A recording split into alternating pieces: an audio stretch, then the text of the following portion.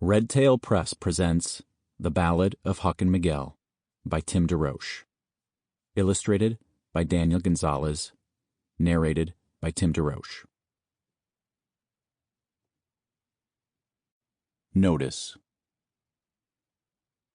notwithstanding the primitive literary practices of the 19th century, persons who read this narrative will not be subject to prosecution, banishment, or hostile gunfire.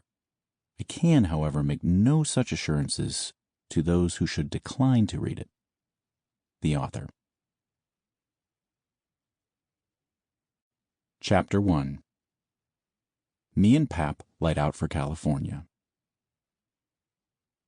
You don't know about me without you've been to St. Petersburg, which is in Missouri, which is where everything starts. That's a beautiful place, right up on the big river.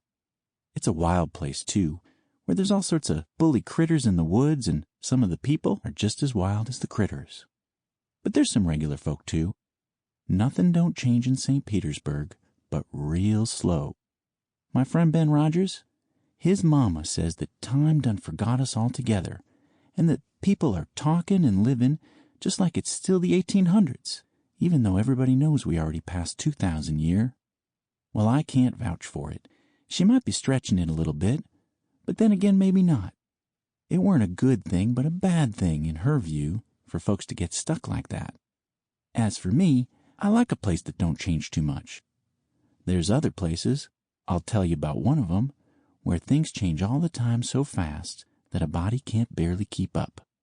And I come to see the profit in that, too. This here is the full true story of how I left St. Petersburg for California and went on the run from the authorities with a real live illegal Mexigrant. And I even got rid of my pap for good. Me and Miguel, we had a right bully venture on that concrete river in Los Angeles, which might be the biggest city that ever was. I'll tell it to the best of my abilities. There might be a few stretchers along the way, but I'll work 'em in nice and proper, so as you won't notice too much. So I'm just going to tell it.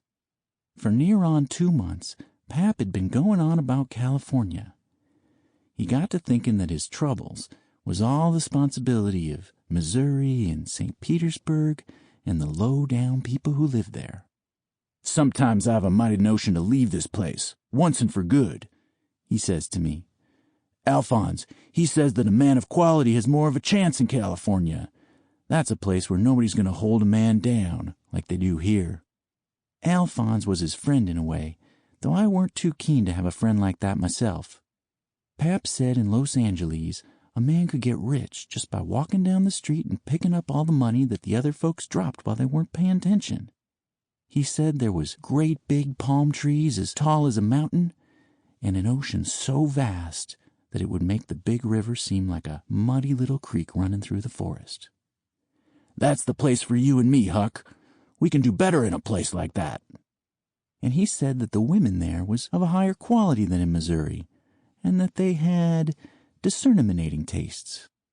"They knows a real man when they sees one, Huck, not like these ones here." At first he said that we could take an aeroplane out to California, which was bully by me, but then later on he started talking like he wanted to drive his old camper all the way across the country, so as we'd have a place to sleep when we got there. Well, I turned it over in my brain and had a good long think about it. Supposing that California was such a bully place, it might make for a powerful good change.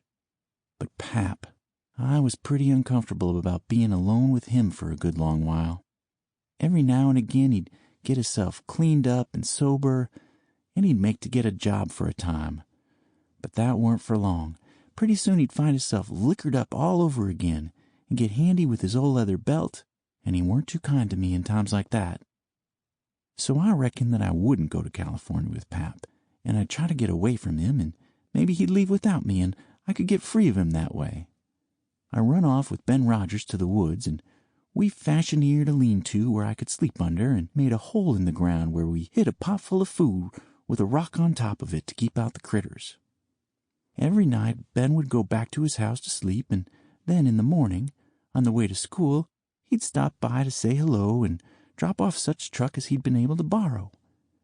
There was cornbread and a couple of green apples that was pretty sour, but good Sample complete. Ready to continue?